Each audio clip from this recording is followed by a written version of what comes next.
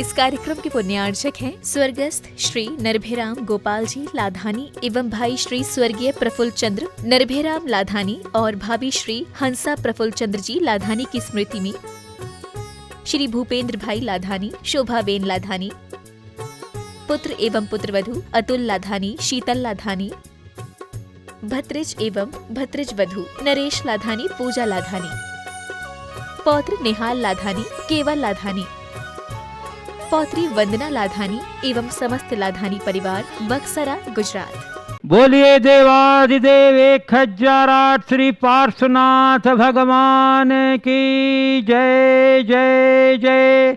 बोलिए समन संस्कृति उन्नायक प्रातः स्मरणीय संत शिरोमणि परम पूज्य 108 आचार्य गुरुवर विद्यासागर जी महामुनिराज की जय जय जय। बोलिए गुणायतन प्रणेता संघ का समाधान प्रवर्तक भावना योग प्रवर्तक प्रखर वक्ता परम पूज्य 108 मुनिवर श्री प्रमाण सागर जी मुनिराज की जय जय जय। बोलिए परम पूज्य 108 मुनिवर श्री अरह सागर जी मुनिराज की जय जय जय। प्रिय बंधुओं, शाश्वत सी 6 सम्मेद शिखर जी स्थित गुणायतन में आयोजित आज के प्रातःकालीन विश्व शांति प्रदायक जाप्यानुष्ठान एवं मंगलमय प्रवचन के कार्यक्रम से जुड़े स्थानीय सभी उपस्थित श्रद्धालुओं का तथा उन सभी श्रद्धालुओं का दर्शकों और श्रोताओं का जो घर बैठे आज यहाँ के प्रातःकालीन इस कार्यक्रम से जुड़े हुए हैं और यहाँ के कार्यक्रम का सीधा आनंद ले रहे जिनवाणी चैनल प्रमाणिक ऐप के माध्यम से उन सबों का मैं गुणायतन एवं सेवायतन परिवार की ओर से हार्दिक हार्दिक अभिनंदन करता हूँ। मैं आपको लिए चलूँ जाप्यानुष्ठान की ओर। इसके पूर्व प्रतिदिन की तरह हम लोग सर्वप्रथम पूज्य गुरुदेव के चरण कमलों में त्रिवार नमोस्तु निवेदित करते हुए उनके मंगल में आशीर्वाद से अपने को अभिषेक कर कृतार्थ करेंगे। तो हाथ जोड़िए, मस्तक झुकाइए और बोलिए मेरे साथ नमोस्तु गुरुदेव, नमोस्तु गुरुदेव, नमोस्तु गुरुदेव। हे गुरुदेव, विश्व शांति प्रदायक जाप्यानुष्ठान कराकर हम सबों को कृतार्थ करें। नमोस्तु गुरुदेव, नमोस्तु गुरुदेव। सारे जगत में शांति हो, ये महामारी शीघ्र समाप्त हो, जो लोग इस महामारी के चपेट में आए हैं वे शीघ्र स्वस्थ हो और जो परिवार इस महामारी से प्रभावित है उनमें शांति स्थिरता है। इस मनोभाव के साथ हम सब शांति मंत्र की जाप करेंगे। ओम सम्यक दर्शनाय नमः। ओम सम्यक दर्शनाय नमः। ओम सम्यक ज्ञानाय नमः। ओम सम्यक ज्ञानाय नमः। ओम सम्यक चारित्राय नमः। ओम सम्यक चारित्राय नमः। ओम ह्रीं जगत शांतिकराय श्री शांतिनाथाय नमः। सर्वपद शांतिं कुरु कुरु स्वाहा। ओम ह्रीं जगत शांतिकराय श्री शांतिनाथाय नमः। सर्वपद शांतिं कुरु कुरु स्वाहा। ओम ह्रीं जगत शांतिकराय श्री शांतिनाथाय नमः। सर्वपद शांतिं कुरु कुरु स्वाहा। ओम ह्रीं जगत शांतिकराय श्री शांतिनाथाय नमः। सर्वपद शांतिं कुरु कुरु स्वाहा। ओम ह्रीं जगत शांतिकराय श्री शांतिनाथाय नमः। सर्वपद शांतिं कुरु कुरु स्वाहा। ओम ह्रीं जगत शांतिकराय श्री शांतिनाथाय नमः। सर्वपद शांतिं कुरु कुरु स्वाहा। ओम ह्रीं जगत शांतिकराय श्री शांतिनाथाय नमः। सर्वपद शांतिं कुरु कुरु स्वाहा। ओम ह्रीं जगत शांतिकराय श्री शांतिनाथाय नमः। सर्वपद शांतिं कुरु कुरु स्वाहा। ओम ह्रीं जगत शांतिकराय श्री शांतिनाथाय नमः। सर्वपद शांतिं कुरु कुरु स्वाहा। ओम ह्रीं जगत शांतिकराय श्री शांतिनाथाय नमः। सर्वपद शांतिं कुरु कुरु स्वाहा। ओम ह्रीं जगत शांतिकराय श्री शांतिनाथाय नमः। सर्वोपद्रवशान्तिं कुरु कुरु स्वाहा। ओम ह्रीं जगच्छान्तिकराय श्री शान्तिनाथाय नमः सर्वोपद्रव शान्तिं कुरु कुरु स्वाहा। ओम ह्रीं जगच्छान्तिकराय श्री शान्तिनाथाय नमः सर्वोपद्रवशान्तिं कुरु कुरु स्वाहा। ओम ह्रीं जगच्छान्तिकराय श्री शान्तिनाथाय नमः सर्वोपद्रव शान्तिं कुरु कुरु स्वाहा। ओम ह्रीं जगच्छान्तिकराय श्री शान्तिनाथाय नमः सर्वोपद्रवशान्तिं कुरु कुरु स्वाहा। ओम ह्रीं जगच्छान्तिकराय श्री शान्तिनाथाय नमः सर्वोपद्रव शान्तिं कुरु कुरु स्वाहा। ओम ह्रीं जगच्छान्तिकराय श्री शान्तिनाथाय नमः सर्वोपद्रवशान्तिं कुरु कुरु स्वाहा। ओम ह्रीं जगच्छान्तिकराय श्री शान्तिनाथाय नमः सर्वोपद्रव शान्तिं कुरु कुरु स्वाहा। ओम ह्रीं जगच्छान्तिकराय श्री शान्तिनाथाय नमः सर्वोपद्रवशान्तिं कुरु कुरु स्वाहा।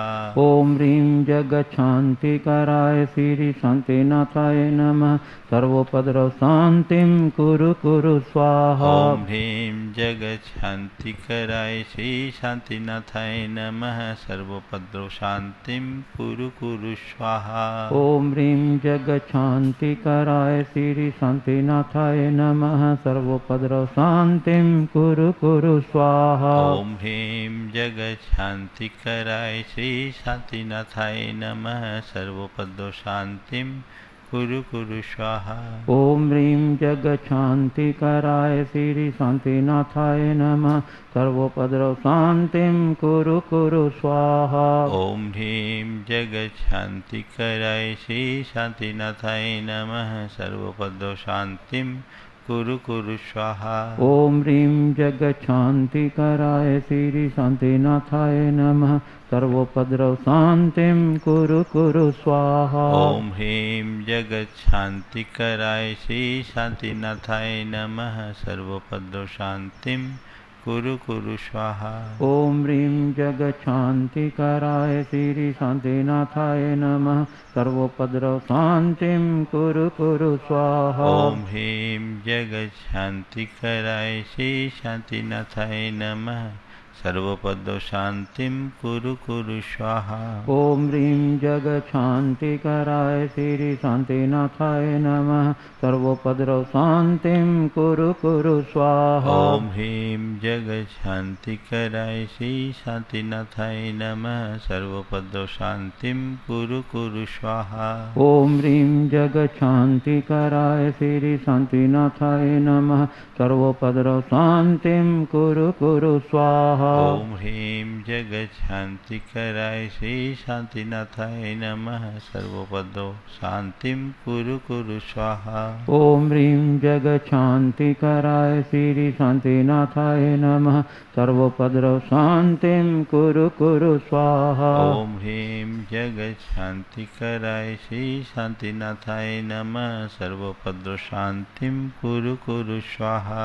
ओम ह्रीं जगच्छान्तिकराय श्री शान्तिनाथाय नमः सर्वोपद्रव शान्तिं कुरु कुरु स्वाहा। ओम ह्रीं जगच्छान्तिकराय श्री शान्तिनाथाय नमः सर्वोपद्रवशान्तिं कुरु कुरु स्वाहा। ओम ह्रीं जगच्छान्तिकराय श्री शान्तिनाथाय नमः सर्वोपद्रव शान्तिं कुरु कुरु स्वाहा। ओम ह्रीं जगच्छान्तिकराय श्री शान्तिनाथाय नमः सर्वोपद्रवशान्तिं कुरु कुरु स्वाहा। ओम ह्रीं जगच्छान्तिकराय श्री शान्तिनाथाय नमः सर्वोपद्रव शान्तिं कुरु कुरु स्वाहा। ओम ह्रीं जगच्छान्तिकराय श्री शान्तिनाथाय नमः सर्वोपद्रवशान्तिं कुरु कुरु स्वाहा। ओम ह्रीं जगच्छान्तिकराय श्री शान्तिनाथाय नमः सर्वोपद्रव शान्तिं कुरु कुरु स्वाहा। ओम ह्रीं जगच्छान्तिकराय श्री शान्तिनाथाय नमः सर्वोपद्रवशान्तिं कुरु कुरु स्वाहा। ओम ह्रीं जगच्छान्तिकराय श्री शान्तिनाथाय नमः सर्वोपद्रव शान्तिं कुरु कुरु स्वाहा। ओम ह्रीं जगत शांति कराय श्री शांतिनाथाय नमः सर्वपद शांतिम कुरु कुरु स्वाहा। ओम ह्रीं जगत शांति कराय श्री शांतिनाथाय नमः सर्वोपद्रव शांतिम कुरु कुरु स्वाहा। ओम ह्रीं जगत शांति कराय श्री शांतिनाथाय नमः सर्वोपद्रव शांतिम कुरु कुरु स्वाहा। ओम ह्रीं जगत शांति कराय श्री शांतिनाथाय नमः सर्वोपद्रव शांतिम कुरु कुरु स्वाहा। ओम ह्रीं जगत शांति कराय श्री शांतिनाथाय नमः सर्वोपद्रव शांतिम कुरु कुरु स्वाहा। ओम ह्रीं जगत शांति कराय श्री शांतिनाथाय नमः सर्वोपद्रव शांतिम कुरु कुरु स्वाहा। ओम सम्यक दर्शनाय नमः। ओम सम्यक ज्ञानाय नमः। ओम सम्यक चारित्राय नमः। ओम सम्यक चारित्राय। जय बोलो श्री शांतिनाथ भगवान की जय जय परम जय। पूज्य आचार्य गुरुवा श्री विद्यासागर जी महाराज की जय जय जय। बोलिए परम पूज्य 108 मिनट श्री प्रमाण सागर जी मुनिराज की जय जय जय। परम पूज्य 108 मिनट श्री अरहत सागर जी मुनिराज की जय जय जय। प्रिय बंधुओं, 786 सम्मित शिखर जी में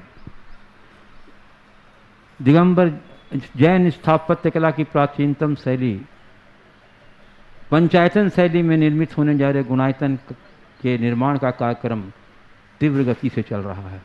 बंधुओं, यह गुणायतन अपने आप में एक अद्भुत और जैन दर्शन जैन जगत की एक अमूल्य निधि के रूप में साकार रूप लेने जा रही है, जो युगों युगों तक जिन धर्म की प्रभावना का ये शोगाथा पूरे विश्व में प्रचारित करता रहेगा। बंधुओं, ये एक ऐसा इकलौता आयतन है जहाँ पूजा आराधना के साथ साथ जैन दर्शन के मौलिक सिद्धांतों को, आत्मा से परमात्मा बनने के विज्ञान को जानने और समझने का अवसर है। साथ ही समव शरण का क्या रचना होती है, कैसा दृश्य होता है, गुरुदेव के मंगल विहार का क्या भगवान के श्री विहार का क्या दृश्य होता है, कैसे भगवान जब विहार करते हैं तो उनके चरण कमलों के नीचे देव कमल स्वर्ण कमलों की रचना करते हैं। उस वक़्त जब भगवान आपके पास से गुजरेंगे आपको ऐसा लगेगा, रोमांचित हो जाएगा पूरा शरीर, और यह रोमांच न जाने कितने लोगों के सम्यक दर्शन का कार्यक्रम बनेगा। तो बंधुओं, सम्यक दर्शन वर्धक ऐसे विशाल गुणायतन के निर्माण में जिन लोगों की सहभागिता होगी, जो लोग भी इस गुणायतन से जुड़ेंगे निश्चय ही सौभाग्यशाली होंगे। वे ही नहीं, उनके आने वाली पीढ़ी भी अपने सौभाग्य की सराहना करेगी और उनके लिए प्रेरणा और गौरव का विषय बनेगा। तो बंधुओं, मैं आप लोगों से अनुरोध करता हूं कि आप गुणायतन कार्यालय से संपर्क करके इसके विभिन्न सदस्य योजना से परिचित होते हुए आप गुणायतन से इसके विभिन्न सदस्यों के रूप में जुड़ करके हमारा हाथ मजबूत करें। हम चाहते हैं कि हमारे जैन जगत का एक भी परिवार ऐसा न हो जो इस विशाल आयोजन से के जुड़ने से वंचित रह जाए। इसलिए आप शीघ्रता कीजिए, आपका उदारतापूर्ण सहयोग ही हमें इस गुणायतन को शीघ्र साकार रूप देने में प्रबल निमित्त बनेगा। हम आपके सहयोग के लिए बहुत आपके आभारी रहेंगे। चलिए, इसी भावना के साथ मैं गुरुदेव की चरण कमलों में प्रार्थना निवेदन करता हूँ। हे गुरुदेव, अपनी मंगलमयी देशना से संबोधित कर हम लोग के साथ करें। नमोस्तु गुरुदेव, नमोस्तु गुरुदेव। ओ सभी लोग अपने दोनों हाथ जोड़ लें और मेरे साथ महामंत्र के स्मरण के लिए अपना मानस तैयार करें।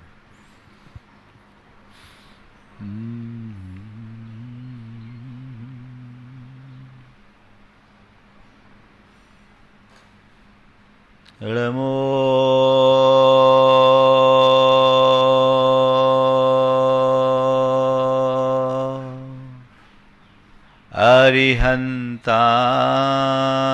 अरिहन्ताणं नमो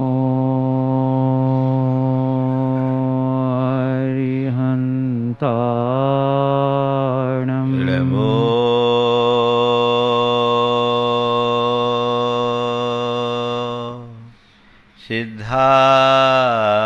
सिद्धाणं नमो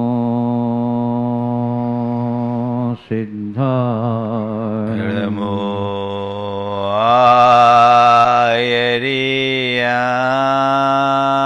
आयर्याणं नमो आयर्याणं नमो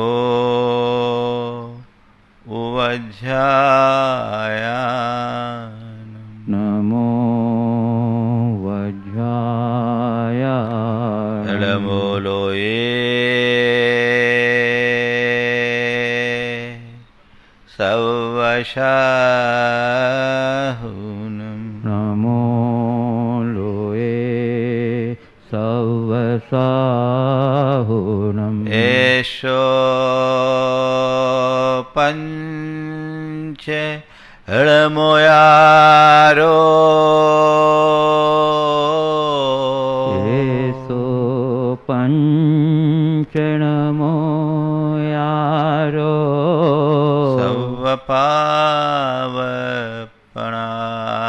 सवपावपणाशनो सवपावपणाशनो मंगलाळं च सवेशिं मंगलाळं च सवेशिं पढ़मं होय मंगलम पढ़मम होई मंगलम। जय बोलो देवादिदेव 1008 श्री भगवान महावीर स्वामी की जय जय जय। अहिंसा परमो धर्म की जय जय जय। परम पूज आचार्य गुरुवर श्री विद्यासागर जी महाराज की जय जय जय। बोलिए परम पूज्य 108 मुनिवर श्री प्रमाण सागर जी मुनिराज की जय जय जय। परम पूज्य 108 मुनिवर श्री रह सागर जी मुनिराज की जय जय जय। नमोस्तु गुरुदेव, नमोस्तु गुरुदेव। मैं जब ब्रह्मचारी था, एक दिन गुरुदेव ने कहा कि प्रवचन कर लोगे। मैंने कहा आपकी आज्ञा। पर्यूषण का समय था, मड़िया जी की बात थी। रात्रि में प्रवचन होता था। मुझे कुछ विशेष आता जाता तो था नहीं। गुरुदेव ने पूछा प्रवचन कर लोगे? मैंने कहा जैसी आपकी आज्ञा। मेरे साथ एक ब्रह्मचारी भाई और थे और कहा कि तुम दोनों प्रवचन कर लेना, आधा आधा घंटा कर लेना। मेरे साथी ब्रह्मचारी ने कहा कि मेरा 1 घंटे का विषय है। तो मैंने कहा मैंने तो भी कुछ सोचा ही नहीं है, आप 40 मिनट बोल देना, मैं 20 मिनट बोलूँगा। ठीक। उन्होंने कहा पहले मैं बोलूँगा। हमने कहा ठीक, आप बोल देना, उसके बाद मैं बोलूँगा। उत्तम त्याग का दिन था। उनका भी सार्वजनिक रूप से पहली बार बोलने का मौका था। वो बोलना शुरू किए और घबरा गए भीड़ देखकर, और घबराहट में वो 3 मिनट में ही जय बोल दिए। अब कुछ पल के लिए मेरा मानसिक संतुलन डगमगाया कि 1 घंटे का समय है, मैटर तो 20 मिनट का है, अब कैसे बोलना है। फिर भी उस घड़ी मुझे मेरे एक शिक्षक की बात याद आई और उन्होंने कहा कि कभी किसी भी, मैं इस प्रारंभिक समय से छात्र जीवन में भी डिबेट वगैरह में भाग लिया करता था, तो वो कहा करते थे कि कभी किसी विषय पर बोलना हो तो घबराना मत, एक लंबी श्वास लेना और ये सोचना कि मैं जिस विषय पर बोल रहा हूं उस विषय में मैं तैयारी से हूं, मैं बोल लूंगा। मैंने अपना संतुलन स्थिर करके बना करके बोलने का उपक्रम शुरू किया। मैं मंगलाचरण कर ही रहा था कि पब्लिक में शोर होने लगा। संचालक मेरा माइक उठा लिया और उसने एक वाक्य कहा, आप हम पर घात करते हैं, यहां प्रवचन हो रहा और आप बात करते हैं। वो कवि थे। अब ये बात हुई, बोलने की शुरुआत मैंने की और 20 मिनट का विषय लेकर गया था, 13 मिनट बोल करके आया। हालांकि अपना विषय अपने स्तर पर कंक्लूड किया, लेकिन उस दिन मैंने एक बात तय कर ली कि जीवन में चाहे कैसी सिचुएशन आए घबराना नहीं है और कोई काम करना है तो आधी अधूरी तैयारी से नहीं करना। मैं समझता हूं मेरा वो निर्णय मेरी यहां तक की यात्रा में बहुत मददगार बना। आज बात घ की है और घ के नाम पर ही लोग घबराते हैं कि क्या होगा। मैं कहता हूं जीवन में चाहे कैसी भी परिस्थिति क्यों ना आए, मन में घबराहट बिल्कुल मत होने दो। जो है ठीक है, हो जाएगा, निपट लेंगे, हम इस काम को कर लेंगे, घबराने से क्या होगा। घबराहट में बना बनाया काम भी बिगड़ जाता है और स्थिर चित्त व्यक्ति जटिलतम कामों को भी सफलता और सरलता से कर लेते। सवाल घबराहट का है। घबराहट मनुष्य के मन में उत्पन्न होने वाली एक नकारात्मक भावना है, जो एक प्रकार की बीमारी भी है। वैज्ञानिक कहते हैं कि हमारे शरीर में उत्पन्न होने वाले विशेष प्रकार के रसायनों के कारण घबराहट होती, खासकर सेरोटोनिन के ज्यादा प्रवाह से। सेरोटोनिन नाम का एक रसायन होता है, उससे हमारे अंदर घबराहट होती है और घबराहट के कारण व्यक्ति की हार्ट बीट बढ़ जाती है और धक धक धड़कन बढ़ने लगती है, जी मचलने लगता है, खाने पीने की इच्छा नहीं होती है, हाथ पांव कांपने लगते हैं, कई लोगों के पेट में दर्द होने लगता है, कई लोगों को चक्कर आने लगता है। ये सब घबराहट के लक्षण हैं। इसी को वो लोग एंजाइटी के रूप में लेते हैं। ये चिकित्सकीय लक्षण है। पर घबराहट का संबंध केवल तन से नहीं है, इसका संबंध हमारे विचारों से भी है।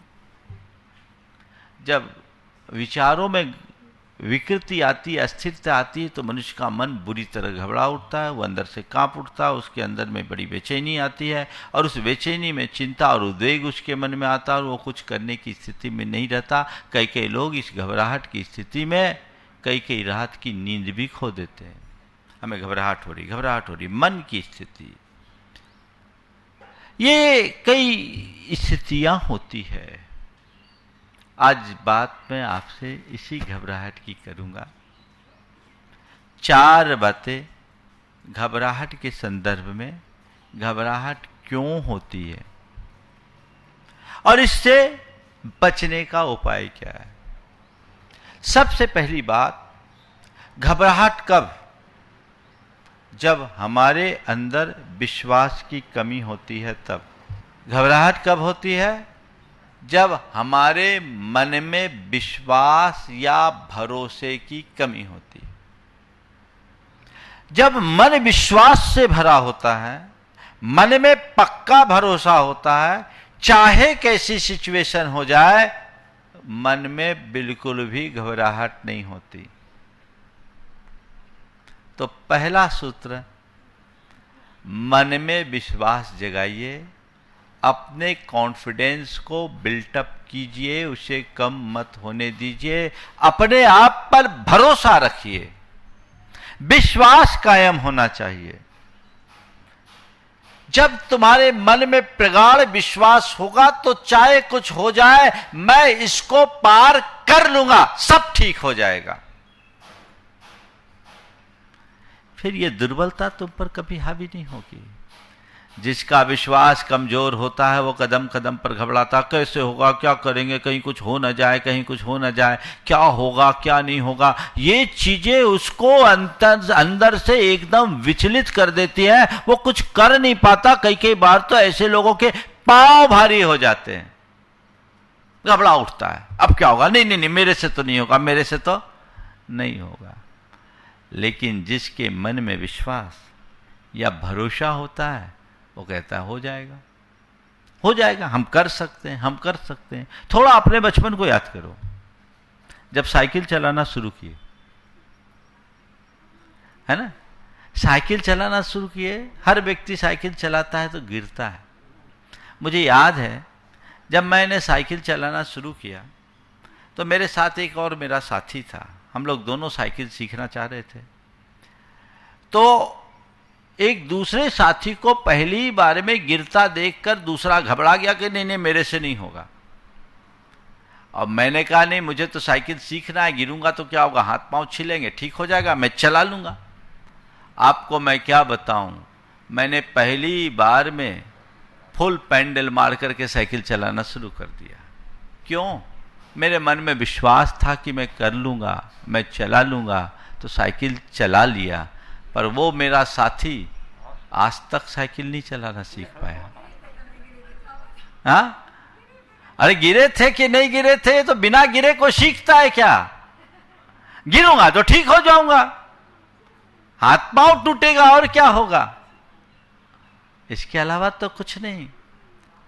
जो घबरा जाता है वो हार जाता है, और जो विश्वास और भरोसे के साथ चलता है उसकी जीत होती है। जब आपका कॉन्फिडेंस होगा तो आप कभी नहीं घबराओगे, कितने ही लोग आ जाए। देखिए, जिसका कॉन्फिडेंस होता है उसका क्या हाल होता है। एक बार एक ने कहा अपनी धर्मपत्नी को कि आज मेरे 2 मित्र आएंगे, उनकी भोजन की व्यवस्था कर लेना। पत्नी ने 2 मित्रों की व्यवस्था कर ली। अब जब समय हुआ तो उन 2 मित्रों के साथ 4 और आ गए, 6 आ गए। पति घबराया, व्यवस्था 2 की है, एट द मूवमेंट इन 6 की व्यवस्था कैसे होगी। पत्नी ने कहा आप घबराओ मत, सब ठीक हो जाएगा।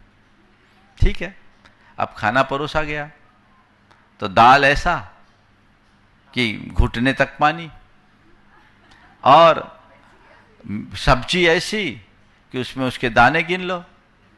तो एक मित्र को थोड़ा मजाक सूझी कि हद हो गई, कसम भगवान की, कपड़े नहीं होते तो आपके जाकर के दाल में डुबकी लगा लेते, कपड़े दूसरे होते तो। और ये सब्जी है कि सब्जी की सब्जी, ये सब्जी है कि सब्जी की सब्जी। गृहिणी ने कहा क्या बताऊं, मित्रों को बुलाया था, मित्रों को बुलाया था, मित्रों के मित्र भी आ गए, इसलिए सब्जी की सब्जी बनानी पड़ी। मित्रों को बुलाया था, मित्रों के मित्र आ गए, इसलिए सब्जी की सब्जी बनानी पड़ी। जिस मनुष्य के मन में विश्वास होता है वो हर स्थिति में सॉल्यूशन निकाल लेता है, और जिस मनुष्य का विश्वास कमजोर होता है वो साधारण स्थिति में भी घबरा उठता है। जब मनुष्य के मन में घबराहट प्रकट होती है तो उसकी सारी क्षमताएं और योग्यताएं कुंठित होने लगती है, वो चीजें जान करके भी नहीं कर पाता। कई बार बच्चे जाते परीक्षा देने, एग्जाम में पेपर देख कर घबरा जाते हैं। एक प्रकार का फोबिया भी कई लोगों को हो जाता है। अब घबरा जाते हैं, और घबरा जाने के कारण उस घबराहट में सब भूल जाते हैं। बाद में ख्याल आता, रे हमें तो सब आता था, हम भूल गए। आने के बाद भी भूल गए, क्यों? ये घबराहट क्यों आई? क्योंकि उनके अंदर कॉन्फिडेंस की कमी थी। इसलिए क्या करो, कोई भी काम करो फुल कॉन्फिडेंस के साथ करो, पूर्ण आत्मविश्वास के साथ करो। तुम्हारा आत्मविश्वास तुम्हारे साथ रहेगा तो तुम्हारे मन में कभी घबराहट नहीं होगी। तो एक तो अपनी आत्मा का विश्वास करो, और दूसरा परमात्मा पर विश्वास करो, गुरु पर विश्वास करो, धर्म पर विश्वास करो। तुम्हारी श्रद्धा होगी, तुम्हारे लिए रहेगा कि मेरे पीठ पर किसी का हाथ है, घबराएंगे क्यों? एक वनस्पति शास्त्री अपने बेटे को लेकर कुछ बहुमूल्य औषधि के संचयन के लिए एक दुर्गम घाटी में पहुंचा। घाटी 300 फीट गहरी थी। उस 300 फीट गहरी घाटी में उतर पाना भी सहज नहीं था, पर वनस्पतियां बहुत मूल्यवान और आवश्यक थी। उसने अपने बेटे को कमर में रस्सी बांधकर उस घाटी में नीचे उतारा। बेटा नीचे उतरा और जितनी आवश्यक थी उतनी वनस्पतियों को चुना, उनका संग्रह किया, बोरियों में भरा। पिता ने सारी वनस्पतियां ऊपर खींच ली, वापस रस्सी डाला, उसने अपने बेल्ट में बांधा और पिता उसको कांपते हाथों से खींच रहा था। ऊपर तक बेटा आया, पिता के मन में बड़ा डर है, घबराहट है, क्या होगा, लेकिन बेटा एकदम निश्चिंत। जैसे ही बेटा ऊपर आया, पिता ने उसे छाती पे लगा लिया, कहा बेटा तू तो बड़ा प्रसन्न दिख रहा था, तू बड़ा प्रमुदित दिख रहा था, मेरा तो कलेजा कांप रहा था कि मैंने अपने बेटे को इतने नीचे उतार तो दिया है, लेकिन कहीं कुछ हो गया तो क्या होगा। मैंने अपने बेटे को नीचे उतार तो दिया है, लेकिन कहीं कुछ हो गया तो क्या होगा, हो गया तो क्या होगा। पर तू तो इतना निश्चिंत कैसे था। उसने कहा मुझे चिंता किस बात की, मुझे घबराहट किस बात की, मुझे डर किस बात का, मेरी डोर तो आपके हाथ में थी। जिस बेटे की डोर उसके पिता के हाथ में हो, उसे घबराने की जरूरत क्या है। बस मुझे कुछ नहीं डरना, मेरे ऊपर भगवान की कृपा है, मेरे ऊपर गुरु की कृपा है। ये श्रद्धा, ये विश्वास भी मनुष्य की घबराहट को कम कर देता है। अभी का जो दौर है बहुत घबराहट भरा है, बड़ा पैनिक सिचुएशन है, लोग थोड़ी थोड़ी बात में घबरा जाते हैं। और ऐसा देखने में आया है कि इस कोविड के कहर में घबराहट के कारण ज़्यादा लोग मर रहे हैं और उनके पूरे परिजन भी बुरी तरह प्रभावित हो रहे हैं। मनुष्य को अपने मन का विश्वास जगाना चाहिए और घबराहट बिल्कुल भी उत्पन्न नहीं होने देना चाहिए कि ठीक है, आई है चीज, बीमारी आई है, धीरे धीरे जाएगी, घबराहट में तो कुछ नहीं होगा, मैं ठीक हो जाऊंगा, घबराओ नहीं। कई बार लोग कहते हैं अरे देखिए तो उनका पल्स ऐसा हो रहा है, पल्स डाउन हो रहा है, उनको खांसी आ रही है, उनका बदन टूट रहा है, ये हो रहा है, वो हो रहा है। बहुत ज्यादा लोग घबरा जाते हैं। सतर्कता पूर्ण रखनी चाहिए, पर घबराहट थोड़ी भी नहीं। घबराने से स्थितियां कभी अच्छी नहीं बनती। तो अपने मन में विश्वास रखिए, घबराइए कभी मत। दूसरा, घबराहट कब आती है? जब हम कोई काम करते हैं आधी अधूरी तैयारी के साथ। हमारी तैयारी आधी होगी, अधूरी होगी, घबराहट होगा। और तैयारी पूरी है तो कोई बात नहीं, कोई बात नहीं। कई तरह के बच्चे होते हैं जो अच्छे से पढ़ाई करते हैं, उनको पेपर के नाम पर कोई घबराहट नहीं होती। वो कहते हैं ठीक है, जो पेपर में आएगा मैं लिखूंगा क्योंकि मैंने अपना कोर्स कंप्लीट किया। और कई बच्चे ऐसे होते हैं जो पढ़ाई नहीं करते ढंग से, तो पेपर देख के घबरा जाते हैं। अरे कहीं पेपर देखने की बात तो दूर की बात है, परीक्षा भवन में जाने से पहले चिंतित हो जाते हैं कहीं कोई वो ना आ जाए जो मैंने नहीं पढ़ा, कहीं वो प्रश्न ना आ जाए जो मैंने नहीं पढ़ा, और वो आ गया तो हाथ पांव ढीले हो जाते हैं। उस घबराहट में ये का नतीजा ये निकलता है कि जो उनको आता वो भी भूल जाते हैं। हमने राजेंद्र प्रसाद जी के विषय में सुना है कि वो प्रश्न पत्र में लिखा गया कि किन्हीं 5 प्रश्नों का उत्तर दें। उनने सारे प्रश्न लिख दिए, कहा किन्हीं 5 प्रश्नों को जांच लें। ये कॉन्फिडेंस, ये तैयारी, ये प्रिपरेशन है। कोई भी 5 को जांच लो, क्यों? मैंने पढ़ाई की है, मेरी तैयारी परिपूर्ण है। घबराहट किस बात की? जिस काम में मनुष्य की पूरी तैयारी होती है वो कभी भी घबराता नहीं है, कभी नहीं घबराना। घबराने का कोई काम ही नहीं है, जो सामने आ जाए उसका सामना करो। मेरी तैयारी पूरी है तो घबराने का कोई मतलब नहीं है। पूरी तरह से तैयार रहो, तैयारी पूरी करके आगे बढ़ो, जीवन आगे बढ़ेगा। घबराने का काम नहीं। लेकिन आजकल लोग तैयारी आधी अधूरी रखते हैं, हड़बड़ करते हैं। आधी अधूरी तैयारी के बाद जब किसी काम में लगते तो हड़बड़ा जाते हैं, तो कहते हैं हड़बड़ी में गड़बड़ी, वहाँ घबराहट होते। कई बार लोग हैं ना चौके में भी घबरा जाते हैं। महाराज आ गए और महाराज को देख के घबरा गए, बाद में बोलते महाराज घबराहट में क्या करे, जो था सब कुछ निकाल ही नहीं पाए, है ना, सब रह गया। कई बार उसी घबराहट में अंतराय भी हो जाता है, ये व्यवधान होता है। ये सबका अनुभव है। तैयारियां पूरी कीजिए, विश्वास पक्का रखिए। कभी भी आपके सामने चाहे कुछ क्यों ना हो जाए, घबराहट हावी नहीं होगी, घबराहट हावी नहीं होगी। और देखिए, जिसके अंदर कॉन्फिडेंस होता है, वो जो अपनी तैयारी करता है, वो कैसे सफल होता है। और कदाचित तैयारी अधूरी भी रही और कॉन्फिडेंस हुआ तो क्या करता है, सफलता कैसे प्राप्त करता है। मैंने सर हरि सिंह गौर के बारे में सुना। हरि सिंह गौर अपने जीवन में एक भी मुकदमा नहीं हारे। उनके जीवन की विशेषता थी। वे एक बार कोर्ट में गए और संयोग से फाइल देखे बिना चले गए, तैयारी के बिना गए और अपने ही क्लाइंट के अगेंस्ट आर्गुमेंट करने लगे। जो उनका क्लाइंट था वो घबराया, उसका चेहरा मुरझाया, उनका मुंशी घबराया, धीरे से उनका कोट खींचा कि सर अपने अगेंस्ट जा रहे हैं, अपने अगेंस्ट जा रहे हैं। उनने एक पल भी अपना संतुलन नहीं खोया, अपनी बात को उसी तरह जारी रखा और खुद के क्लाइंट की धज्जियां उड़ाना शुरू कर दी। सामने वाले वकील का चेहरा खिल गया कि आज तो बिना मेहनत के हम जीत जाएंगे। अपनी ओर से पूरी बात करने के बाद उन्होंने एक गिलास पानी मंगाया, पानी पिया और कहा, योर ऑनर, अभी तक मैंने जितनी भी बातें कही ये हमारा प्रतिपक्षी वकील कहेगा। अभी तक मैंने जितनी भी बातें कही ये मेरा प्रतिपक्षी वकील कहेगा। अब मैं एक एक करके इनका खंडन करता हूं। और उन्होंने उन सबको क्रॉस किया। नतीजा, वो केस जीत गए। हारी हुई बाजी भी जीती जा सकती है अपने आत्मविश्वास के बल पर। तो मैं आपसे कहता हूं, आत्मविश्वास रखिए, स्वयं पर भरोसा रखिए और दूसरी बात, पूरी तैयारी रखिए।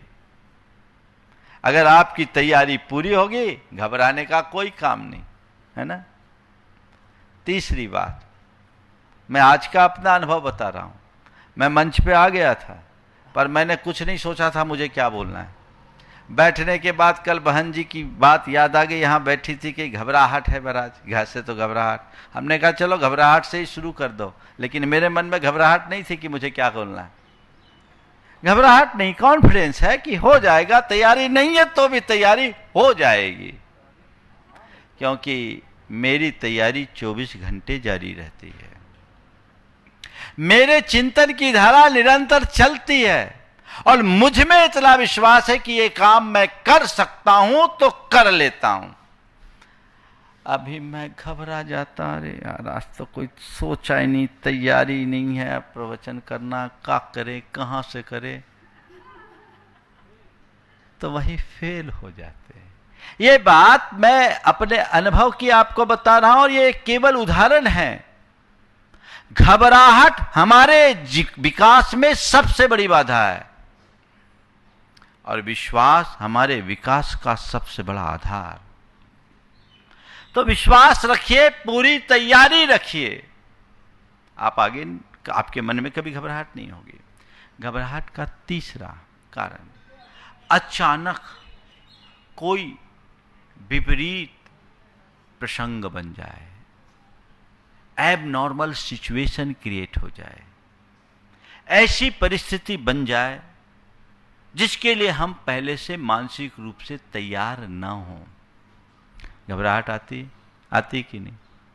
मान लीजिए आप बियावान जंगल में जा रहे हैं, अचानक एक शेर आ गया एकाएक, घबराओगे कि नहीं? एक से पूछा कि तुम अचानक जंगल में जा रहे हो, बियावान जंगल में जा रहे हो, अचानक शेर आ जाए तो तुम क्या करोगे? बियावान जंगल में जा रहे हो, गुजर रहे हो और अचानक सामने से शेर आ जाए तो तुम क्या करोगे? बोला मैं क्या करूंगा, वही करेगा जो उसको करना हो। हमें क्या करना है, वही करेगा।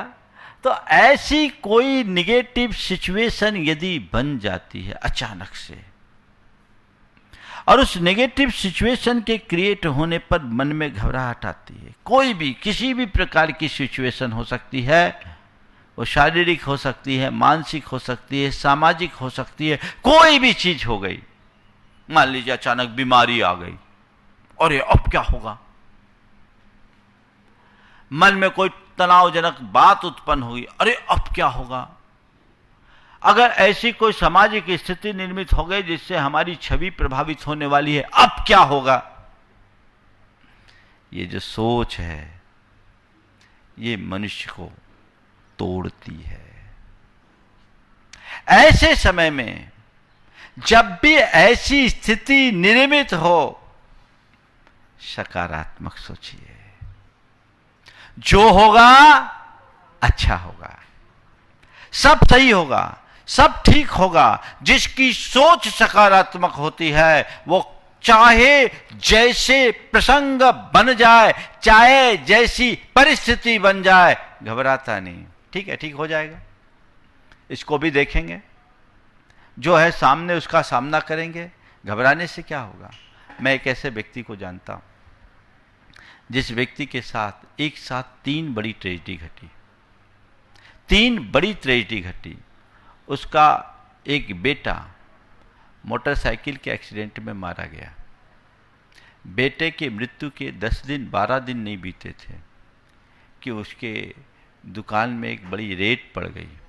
बड़ा प्रतिष्ठान था, रेड पड़ गई। रेड के नाम से लोगों में घबराहट होती है। हालांकि आदमी बहुत नियमों के पालन के साथ काम करता था, नीतिपूर्वक चलता था, लेकिन फिर भी जब इस तरह के लोग पहुंचते हैं तो चीज़ें तो बिगड़ती ही बिगड़ती है। और उसी दौरान उसकी धर्मपत्नी की तबीयत एकदम से बिगड़ गई। लेकिन वो व्यक्ति उस स्थिति में भी बिल्कुल नहीं घबराया, बिल्कुल भी नहीं घबराया। उसने जब उससे कहा गया कि भैया तुम्हारे साथ ऐसी स्थिति बन गई है, अब तुम क्या करो? बोले भाई घबराने से क्या होगा, जो है उसका सामना तो करना पड़ेगा। अगर मैं घबराऊंगा तो और कुछ गलती हो जाएगी। बेटे को जाना था, वो चला गया, वो लौट के आने वाला नहीं। मैं मानता हूँ मेरे और मेरे बेटे का संयोग इतने ही दिन का था। अब दुर्घटना घट गई, मेरा बेटा आज दुर्घटना से भरा, न जाने रोज कितनों के बेटे दुर्घटना से मरते हैं। मैं इसके लिए क्या कहूँ? उसका दुख तो है, पर मेरे मन में उसको लेकर के किसी भी प्रकार की घबराहट या व्यग्रता नहीं। पत्नी बीमार पड़ी है, मैं उसका इलाज कर रहा हूँ, लेकिन मैं सोच रहा हूँ कि यदि इस समय मैं घबराहट से भर गया तो कहीं मुझे कुछ न हो जाए, इसलिए घबराने की कोई बात नहीं। मैं देख रहा हूँ जो स्थिति सामने आई उसका मुझे सामना करना है। और मुझे तो एक ही बात हमेशा से सिखाई गई है कि संसार के सारे संयोग कर्मायत्त हैं, कर्म के अधीन हैं। जैसा कर्म का योग होना होगा सो हो जाएगा और सब ठीक होगा। पुण्य पाप का खेल तो चलता ही रहता है। पुण्य के समय में सब अनुकूलताएं आती है और पाप के योग में सब प्रकार की प्रतिकूलताएं हावी होती है। यह पुण्य पाप का चक्र चलता रहता है, इसमें क्या हर्ष और क्या विषाद। तटस्थ दृष्टि से अपने आप को टिकाए रखना बहुत बड़ी बात होती है। जिस व्यक्ति के भीतर कर्म सिद्धांत पर विश्वास होता है, जिस व्यक्ति की सोच सकारात्मक होती है, वो अपने जीवन में आने वाली विकटतम परिस्थितियों में भी स्थिरता बनाए रखने में सक्षम होता है। चाहे जो हो घबराओ मत, चाहे जैसी स्थिति हो, चाहे जितनी भी गंभीर परिस्थितियां बन जाए, ठीक है, घबराओ नहीं। अभी एक परिवार था, देखिए, उनके ऊपर झूठा डाउरी का केस लगा दिया गया। बड़ा सज्जन, वो खुद डॉक्टर, उनकी धर्मपत्नी डॉक्टर, बेटा भी डॉक्टर था, भारत से बाहर था, बेटी डॉक्टर, और उनकी घर में जो उनकी माँ थी वो 78 वर्ष की माँ, एक लड़की से शादी की, वकील की लड़की थी। अब उनने अपना ऐसा वकालत लगाया कि डाउरी के केस में सबको उलझा दिया। लड़के की डाउरी, दहेज, डाउरी के केस में सबको उसने उलझा दिया। दामाद को, सास को, अपने समधी को, समधन को, और दामाद की बहन को, माने बेटी को, और दादी तक को। सब घबरा गए, सब के सब घबरा गए। अब क्या होगा, अब क्या होगा, अब क्या होगा? पर डॉक्टर साहब बिल्कुल नहीं घबराए। डॉक्टर साहब बिल्कुल नहीं घबराए। उन्होंने कहा भैया ठीक है, ये हमारे कर्म के उदय में है, जो आया उसका तो सामना करना ही पड़ेगा। घबराने से क्या होगा? हम सामने वाले से बात करेंगे, समझौते का रास्ता तलाशेंगे। ये कर्मोदय आया है, उन्होंने हमारे साथ ऐसा किया, यदि हमारे कर्म में जेल जाना ही लिखा होगा तो जेल जाएंगे। बाकी सब में ऐसा था, घबराहट हो रही है, अब कुछ ना हो जाए, अखबारों में आएगा, हम लोगों की छवि खराब होगी, जेल जाना पड़ेगा, ये होगा वो होगा। तो डॉक्टर साहब ने कहा ध्यान रखो, अंदर से मजबूत रहो। हमने जब पाप किया नहीं तो डरने का क्या बात। अगर जेल भी जाना है तो ये समझना ये हमारे कर्म काटने का एक निमित्त बन करके होगा, और हम वहाँ जेल जा कर के भी कर्म काटेंगे। घबराओ मत, अभी हमारे लिए इतनी तो सुविधा है कि हमें बेल मिल गई, अब सुनवाई होगी, इस बीच हम आगे की बातचीत करेंगे। उन्होंने कई लोगों को लगाया, मध्यस्थता की, और बाद में वो करीब 2 वर्ष बाद मामला सेटल हुआ। लेकिन वो व्यक्ति 2 वर्ष में रंच मात्र नहीं घबराया। उनके परिवार के लोगों ने आकर के कहा, महाराज हम लोग इनको देखकर अपने आप को संभाले, ये हम लोग तो अंदर से टूट गए थे, लेकिन डॉक्टर साहब अपने अंदर स्थिरता रखे, खुद स्थिर रहे और हम लोगों को संभाले। हमने कहा यही तत्व ज्ञान का प्रताप है, तत्व ज्ञान का यही प्रताप है। और ऐसा प्रताप जिसके अंदर प्रकट हो जाता है, उसके मन में रंच मात्र घबराहट नहीं होती। तो चाहे जैसी परिस्थिति हो, चाहे जैसी सिचुएशन हो, तुम अपना मेंटल बैलेंस मत खो, मानसिक संतुलन खोगे, घबरा जाओगे, घबराहट होगी, और वो घबराहट तुम्हें अंदर से तोड़ देगी। कभी मत करो। चौथी बात, असुरक्षित महसूस करने पर, स्वयं को असुरक्षित महसूस करो, मन में घबराहट होगी, अरे अब क्या होगा, मैं तो मरा। नहीं, अपने आप को चाहे कुछ भी हो असुरक्षित महसूस मत करो। अपने आत्मा के स्वरूप का चिंतन करो। तुम्हारे सामने कभी असुरक्षा होगी नहीं, और असुरक्षा आई नहीं तो घबराहट होगी नहीं। मैं अपने जीवन का एक अनुभव बताता हूँ। सन 2006 की बात है। सन 2006 में मैं पश्चिम बंगाल में मुर्शिदाबाद की ओर विहार कर रहा था। भारत और बांग्लादेश की सीमा थी, और उस भारत और बांग्लादेश की सीमा में एक जगह ऐसा हुआ कि कुछ असामाजिक तत्वों ने, उपद्रवी धर्म विद्वेषियों ने हमें घेर लिया, और उस घेर में 1-2 लोग नहीं थे, करीब 1500 लोग थे, और वे भी घातक अस्त्रों से लैस। हम जब चल रहे थे, एक वर्ग था जो हमारा स्वागत कर रहा था, हम पर फूल बरसा रहा था। आगे बढ़े लोगों ने बोला, महाराज जी आगे कुछ लोग न्यूसेंस क्रिएट कर रहे हैं, 150-200 लोग हैं, और स्थिति थोड़ी ठीक नहीं दिख रही है, हम लोग यहीं रुक जाएं तो अच्छा है। मैं जब वहाँ देखा तो मैंने कहा वो हमसे एक फरलांगी तो आगे है, और वहाँ हम रुकते हैं तो मामला गड़बड़ हो जाएगा, आगे चलते हैं। पहले हमने कहा हमारे साथ सब लोग हैं, हमको कोई प्रोटेस्ट नहीं करना, शांति से चलो। हम आगे बढ़े, सामने आने पर लगभग 1500 लोग दिखे, और उन 1500 लोगों की भीड़ को 20 से 25 साल के 15-20 युवक लीड कर रहे थे। हम गए, आगे बढ़े, मेरे साथ करीब 50-60 लोग चल रहे थे। उसमें महिला भी थी, पुरुष भी थी। हम जाप कराते हुए विहार कर रहे थे, इसलिए कि सबका मन लगा रहे। शुरुआत में उन लोगों ने अपने आप रास्ता दे दिया, पर लगभग 50-60 कदम हम चले होंगे, सामने से एक बस आई, लोगों ने बस को आड़ी खड़ी कर ली, रोड ब्लॉक हो गया, मुझे घेर लिया, और मुझे एक घेरा पुरुषों का, उसके बाद 2 घेरा महिलाओं का, मैं 3 घेरों के बीच में था, उसके बाहर पुरुष थे। वे लोग सबको प्रताड़ित कर रहे थे, सबके साथ मारपीट भी कर रहे थे। वो हमारे इस रूप में हमें विहार करने से एतराज जता रहे थे। उस घड़ी लोग घबराए होंगे, मेरे मन में रंच मात्र घबराहट नहीं हुई, न मेरे मन में भय हुआ न क्षोभ। मैंने कहा कि मैं तो अजर अमर अविनाशी तत्व हूँ, हाथ में खंजर तक मैं देख रहा हूँ, सामने दिख रहा है। मैंने सोचा इस शरीर का विनाश इनके हाथों होना होगा तो हो जाएगा, पर मेरा तो ये कुछ कर ही नहीं सकते, ये मुझे तो छू भी नहीं सकते। आज कर्म का जो उदय आया है उसे देखो और जानो। मैं सहज मुस्कान के साथ वहाँ अपने आप को स्थिर रखा, और मेरे मन में समय सार की केवल एक गाथा गूंज रही थी, छिज्जदुआ विज्जदुआ निज्जदुआ अहो जादु विप्लयम जम्हा तम्हा गच्छदु तहा विन परिगहो मच्छ। मेरे शरीर के तिल तिल टुकड़े भी कर दे तो भी मेरा कुछ नहीं होने वाला। ये मेरे अंदर स्थिरता बनाए हुए था। लोगों ने रास्ता निकाला, रास्ता निकालने के बाद थोड़ा रास्ता बढ़ा, मैं आगे बढ़ा। मेरे साथ ब्रह्मचारी रोहित जो अभिसंधान सागर जी हैं और एक युवक था कलकत्ता का जीतू, वो दोनों मुझे उठा करके दौड़ लगा गए। इस बीच पीछे से किसी ने एक पत्थर मारा, मेरा सिर फूटा। मैं उस स्थिति में 4.5 किलोमीटर का विहार किया, रक्त की धार। 4.5 किलोमीटर चला जब तक पुलिस आ गई, पूरे क्षेत्र को छावनी में बदल दिया गया।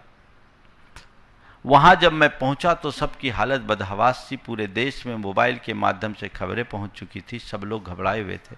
मैंने एक एक का हाल समाचार पूछा और उसके बाद गुरुदेव को समाचार देने के बाद 7:45 बजे हल्दी घी लगवाया। टाँका की ज़रूरत थी, 3 टाँके की ज़रूरत बोल रहे थे, मैंने एक भी टाँका नहीं लगाया, ठीक हो गया। मैं ये बात केवल इसलिए कह रहा हूं कि उस घड़ी मेरे मन में रंच मात्र घबराहट नहीं हुई कि क्या होगा। अरे जो होना होगा हो जाएगा। इस शरीर का विनाश इनके निमित्त होना है तो होगा, आत्मा को तो ये छू नहीं पाएंगे। बस ये श्रद्धान, ये विश्वास तुम्हारे मन में हो तो घबराहट बिल्कुल नहीं होगी।